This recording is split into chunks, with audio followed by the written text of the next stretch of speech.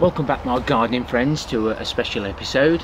This is Homegrown Food Edible Britain National Gardening Week 2019, and this has been done in collaboration with lots of YouTube creators who have gardens, allotments and homesteads. This was set up by Liz and Erica, and I'll put their channels down below, and there will be playlists on their channels for you to go and have a look at everyone else's efforts and how they grow their food. So basically, I grow what I like to eat. I do, and trying to do, giant vegetables, and I make all my homemade liquids, plant foods, leaf molds and compost mix and activators. I reuse, recycle, I garden on a budget. I try and spend very little money, and I always say quality, not quantity, when I grow my vegetables. So shall we go and have a little look round, and we'll see what I actually get up to, and I hope you find this interesting.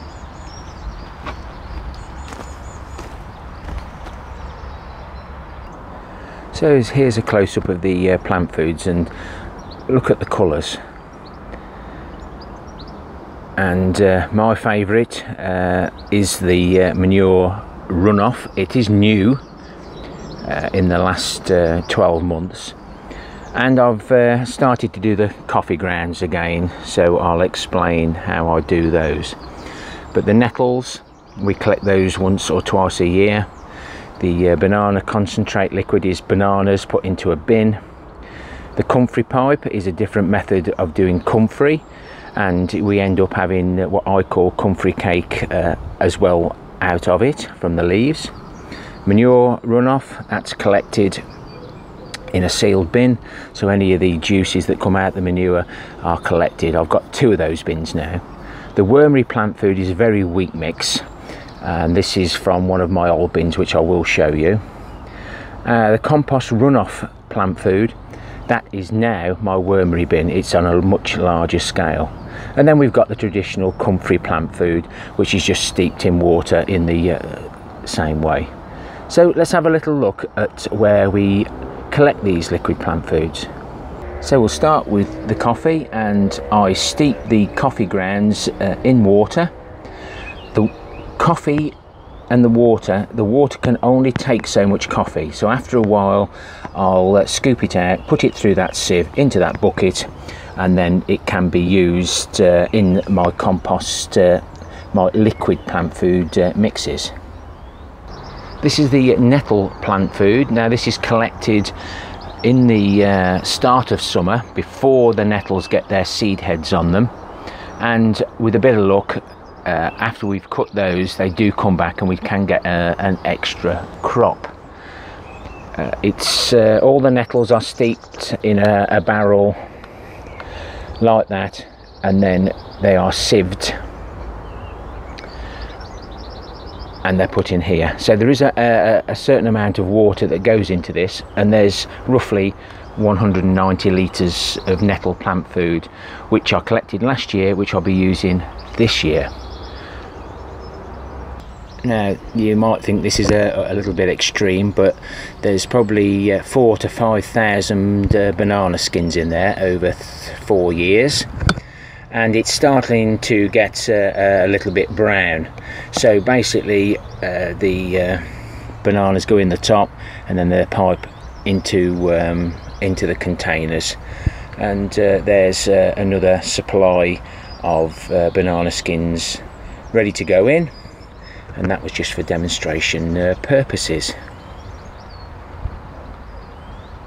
We move on to the comfrey pipe. This is where we put the leaves in, just leaves, and then this concrete weight presses down on those leaves, and we end up with it being collected at the bottom there. There's a little sieve in that saucepan. It's all recycled. I think this build cost me about £2, and it goes into there. Now this is the comfrey cake.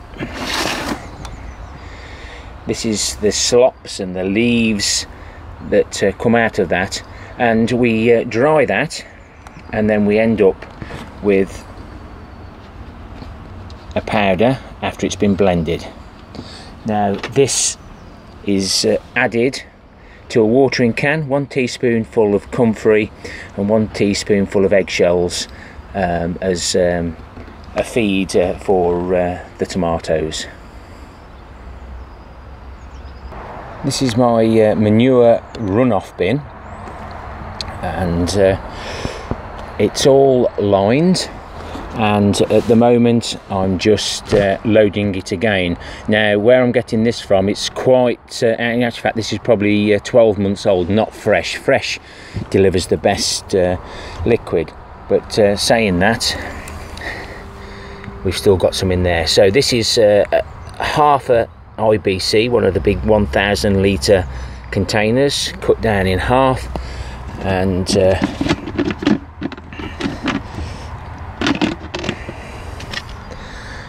we've already got some liquid in there, and the wire mesh, the plastic mesh on the top, is to stop the worms from actually going and falling in the water. Well, shall we say the liquid. This was my old wormery bin. It was okay, but you know, I was blending the food, mixing all the ingredients and popping it in, but it wasn't all that productive. But that again runs down into the container, and again more recycled items. This is one of the mortar skips that builders use when they're laying bricks, but I'm sure I'll find another use for it, or someone else will. So this is what I used to call my compost runoff bin. It's a galvanised tank that's gone rotten. It's been lined with some the thermal sheets, and then lined with plastic. But what you don't want to do is trap a rat in here, and then he can't get out, and that's what he's done. But at the moment I've taken half the compost out, fresh material in, so that the worms migrate from left to right. Before I remove that, it just saves picking the worms out and dropping them back in. And this is the material that we get from it. That's half of that bin. Now it hasn't been established that long, but as you can see,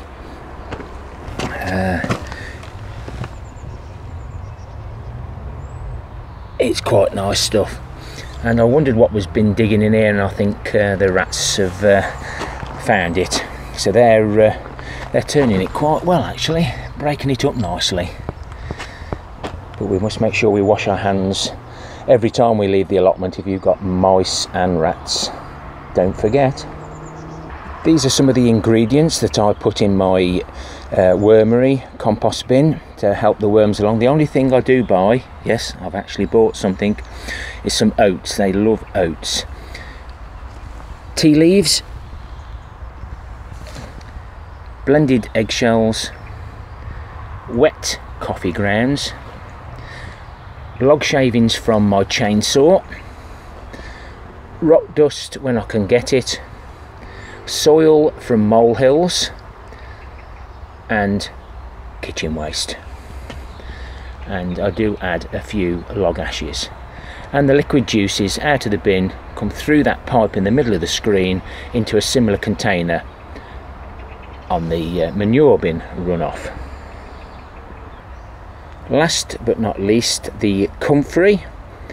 Now I'm going to be starting using the comfrey soon, and it does take a while to steep, but this is now getting more established. As you can see, it is spreading. That's why it's in a sealed area, and that goes down another 2 foot, and I haven't had any escape at the moment. And I also make sure that all the seed heads are taken off before they fall off. I'm not sure whether it's the seeding variety or the rooting one. but you don't want this all over your growing space. Keep it contained. It's steeped and then it's put into this barrel. This barrel is almost full, but I have been using small amounts of it, and by the time you see this video I will have already mixed my liquid plant foods into my magic mix. So if you're new to my channel, pop back and have a look. And everything you've seen is in my playlists on how I construct a lot of these things. So this compost material is great, but we need things to mix with it to make compost mixes, to save buying compost. So one of the ingredients is leaf mould. Now this leaf mould is now 30 months old. Yes, it takes a long time to get this. This leaf mould was collected, hang on, I've got to have a think, in 2017. So that is, I believe, 18 1-ton bags have gone into that area. That's like a pallet on its side, etc. So it's a pallet bin. This was collected in 2018. This is 2 pallet bins.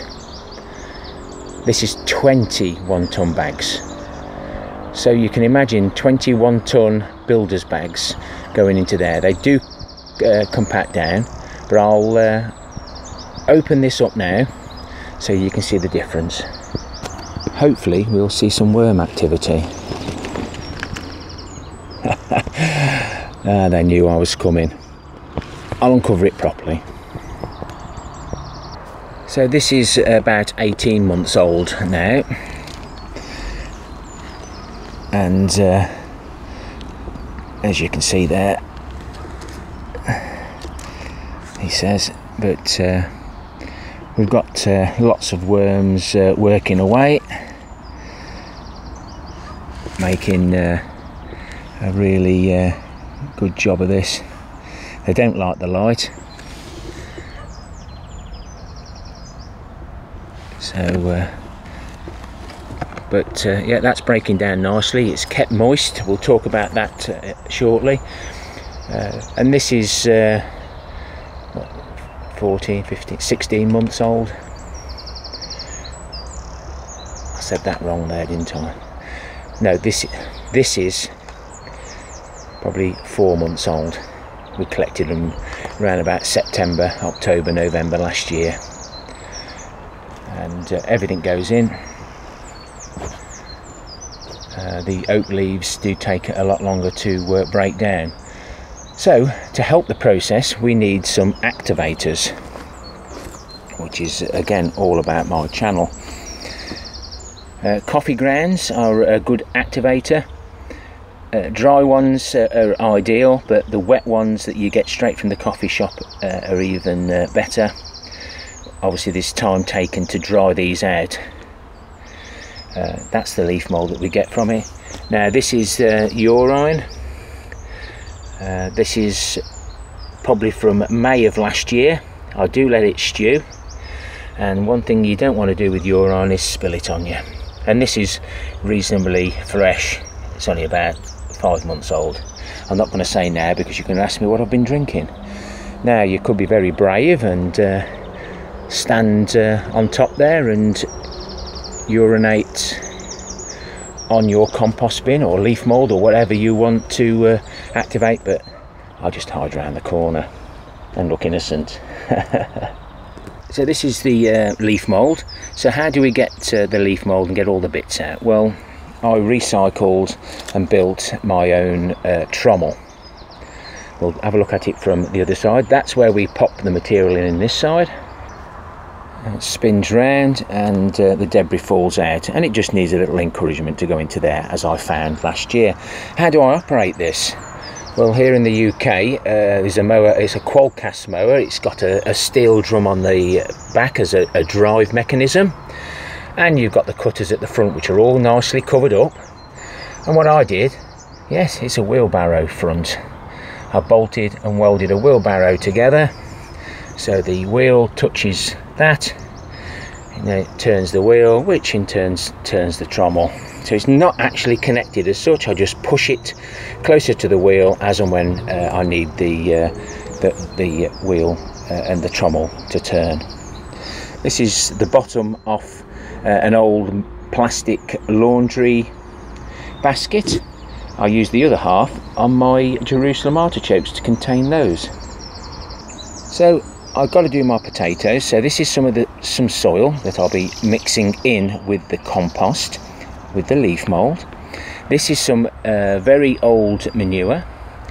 This is very fresh manure that's dried out. Now that's going to go in the wormery. The worms will break that up and the moisture will soon sort that out. This is compost that I find on the side of the road. It's what the cannabis growers dump. It's not very nice to see them dumping it, but if it has been dumped, then I will help myself to it. Now, after I've actually made all this and put my potatoes in it, as we know, potatoes are a good vegetable to grow, to break up clay, to do things, and then we collect that and put it into a separate bin. It's having a job, it's focusing on my hand. But then that is what I use in the bottom of my carrot boxes, so the roots go down and pick up the last few nutrients from that. So overall we end up with a lovely material that's cost us nothing. I forgot earlier on one of the activators. I've got a large fish pond which the filters get put into a dustbin. I clean them and we get what I call fish poo, and that gets added to the potatoes or the leaf mould. The leaf mould does take priority on the fish poo at the moment. We have no water supply on this site, so we have to collect our own water from the roofs. That tank's full, so I've redirected water supply. I'll do the same with this downspout as well. And while I was building these, I actually built hibernaculums underneath the tanks. That can be seen in my playlist under hashtag starting a new allotment. 2 years it took this for me to do this allotment, and I built little hidey holes for all the creatures. There is a hedgehog nest or hole. There's a hollowed log in there, and all these holes here have got straw put in, etc. And I've tried to do this all around, and underneath here we've also got bricks and rubble where creatures can hide for the winter. Wildlife in the garden is really important. I salvaged this bird table, and this was some old furniture, and that's an axle off an old wooden cart. This was put outside somebody's house, so I incorporated it into my wild pond. All I did was cut a V out in the self-contained feature so that it overflowed. So we're pumping water from out of the pond, and within that as well we've also got different layers, pallet thickness. The first layer, there's you may be able to see in the middle of the screen, there's a flat piece of plastic where the frogs can go up into a wet area that they can spend the winter. And we may just be able to see an old nest in the corner, and it doesn't look like it's been occupied this year. My wildflower garden has done really well in the past. Some of the wildflowers were taking control, so I had to dig those out, especially that one that's in the middle of the screen now. It's got absolutely everywhere, so that's going completely. And I collect a few old logs for any of the other creepy crawlers to make a home. As always, an allotment, you've got a dumping ground, and I've got another one there. We've got a peach tree there that I'm not sure whether I'm keeping, but I have got one flower that's come on it, so I may leave it. And we've got a pomegranate in the corner, and these are my New Year's Day potatoes. I've took one harvest off those and replanted them. These are my three first earlies, and we have there attempted growing a giant potato. I do like strawberry towers. Hopefully this one will work better than last year's, and this strawberry tower needs a little bit of love and care and attention, but this one has got a built-in wormery, so the worms eat the food, they migrate towards the outsides, wee and poo, feed the plants, in theory. This is my bay for collecting the spent compost, and this year alone I've collected over 3,000 litres, which has been spread all over the plot. Like I say, this has took 2 years to do, or 2 years plus, and it's on my playlist how my adventure and journey went with this. This is the wife's plot, and I do see her when it's time to pick the fruit.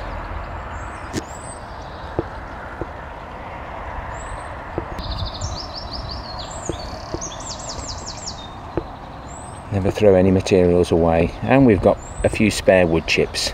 I find wood chips great because they do rot down, and if we do spill stuff on the wood chips, it can be put through the trommel in 2 or 3 years time and used on my new no-dig raised beds that I'm building next year. So we moved from plot 1, my wife's allotment, Mrs. King, and I've made a few adjustments, tidied the bricks up, and I do think first impressions of a plot make all the difference, so I do tidy mine up. And we'll move up one plot to the next allotment. Again, I've managed to get this tidied up, as we do just before we start filming. So this is plot 3. This is my original allotment, and we've made adjustments to the fruit cage so we've got more width. And we've got an array of fruit bushes in here, especially the ones that the birds like, and I bought some new netting to replace the old. Tried to use pea netting, didn't work. The netting's to stop the pigeons landing on top and eating all my purple sprouting, and as you can see, compost galore, and there's cardboard under there, stops the weeds. The recent frosts have decimated some of the flowers on the beans, but we do have 1 or 2 broad beans showing now. I do overwinter a lot of vegetables, especially broad beans. I try and beat the black fly before it takes hold, and you just can't get rid of it. These are my potato buckets. I do recycle them. Yes, they're not food safe probably, but the food that we buy in the shops is that safe when it's coated with all that rubbish. Let's grow our own in the UK or wherever you live, then you know where it comes from. Even if you do put it in plastic containers that might not be overly good. These are the last of the overwintering Swedes. They're still doing well, so they can stay in. I want to see how long they last. This is the other half of the container, the laundry basket. That's deep into the ground, and that holds back the Jerusalem artichokes. Again, I've done experiments by planting them in there. I now plant them in separate buckets. They're smaller, more suitable for me, so that's the way forward. That's how I'm going to do it. The netted brassica cage, again on my playlists. There's how I actually make those out of rebars, and I stitch the netting together. These are the whole eyelets, and up the middle this is 2-3 meters sewed together to make 6. And the repairs are done with bits of netting with some silicone.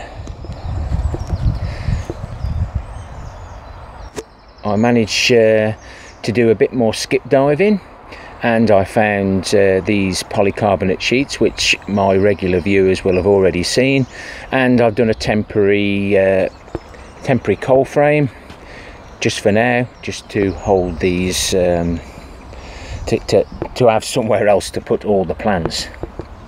And I use eggshells and coffee grounds as a slug deterrent. And this is my giant beetroot from last year, the one I took to Malvern, and I'm trying to get that to go to seed. So when I first had this plot, I also built a pond, and always make sure there's enough room for a hedgehog to get out. Some people just use branches, but I ended up with a hedgehog in here, and it's not nice. I took it home, it recovered, and I brought it back. But just make sure you don't make a mistake like I did, and don't have enough of a slope for them to get out. My polytunnel's very old now. Someone's kindly sent me a new cover, but I do just keep repairing it.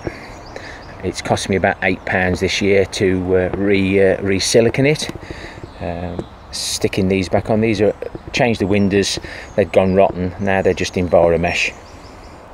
And we collect the water off this guttering, off this polytunnel, goes into these containers.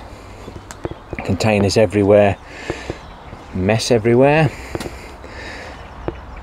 Lots of water. You need lots of water on allotment. You either water or you don't, and sometimes I do like to water. This is where I wash my vegetables. I do clean it out first, guys. And these barrels are all full, and when they're full and this tank below is empty, I'll just turn the tap on. Yes, I will wash it, Chris. We're in the polytunnel now, and again on my playlists you'll see how I built these raised beds, literally for pounds, and the carrots are now coming through, and you also got a video on how I plant the carrots. A little bit late with my lettuce again this year. This is all old seed, and it's come through. I've changed from raised beds to barrels in here. Again, you can see my overwintering construction.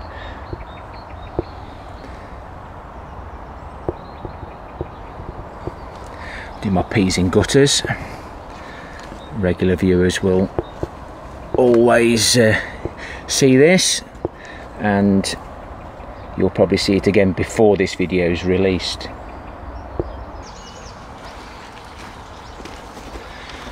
So, thank you very much for joining me today. I didn't forget to mention about the solar power. I do use solar power on the allotment. That works well for me, especially pumping water around the allotment to save carrying watering cans. But I do like sharing my recycling, reuse, repurpose, skip diving. Surprising what you can make out of somebody else's rubbish. So if you like the content of this video, I don't edit. What you see is what you get. People seem to like it. While you're editing, you're not working. And so peaceful here. We've got a cemetery, they don't bother me, and the birds, running water, seeing the frogs and wildlife, the robins that come and join me. You can't beat it. It's good for the body and it's good for the mind.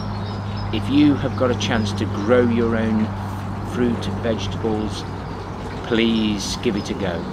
It's hard work, but it's so satisfactory. It's so satisfactory. It's great.